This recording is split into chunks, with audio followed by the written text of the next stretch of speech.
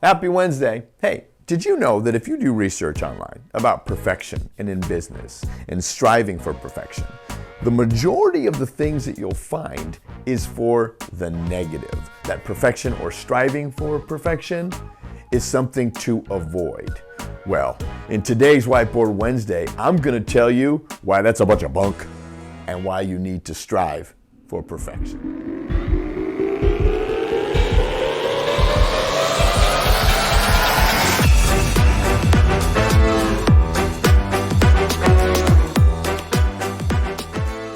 Let me read you the definition of perfection. The action or process of improving something until it is faultless or as faultless as possible. Faultless or as faultless as possible. So, as many of you know, I love to work in the startup environment. I love reporting to founders because founders have this thought process of striving for perfection. They want to achieve perfection even though they know perfection will never be attained. Currently, I'm working with a construction company reporting directly to the founders. And last week, one of the founders took myself and a realtor on tour of these custom luxury homes. Incredible how big they are. Oh my goodness. It was awesome. And as I was sitting in the back listening to the founder talk to the realtor, the founder said this: I want to achieve perfection. Even though I know I'll never achieve it, that's the goal. And that's what I love about founders, is that idea that I'm going to strive for perfection, even though I will not attain it. That is the goal. Now I'm going to show you why it's important to think this way. Because if you think that I'm going to be all right or good enough, if that's your goal, you're going to achieve it. No failure there. If you strive to be all right, if you strive to be good enough, guess what? You'll be all right and you'll be good enough. If that's important to you, you go do that. Now, if you strive to be good in the activities that you do, your job, your life, how you parent, how you raise your kids, all this type of thing, and you fail, you're going to fall to being all right or good enough. I didn't even consider this, but if you fail at all right or good enough, now you're just plain bad.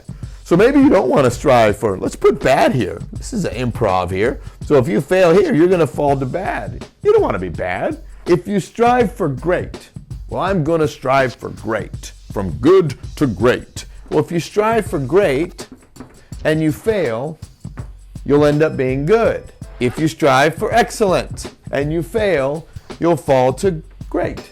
If you strive for perfection, which will never be achieved, you'll fall to excellent.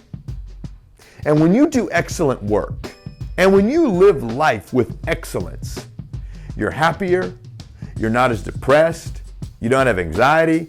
Well, Troy, striving for perfection brings anxiety. That's because you believe you'll achieve it.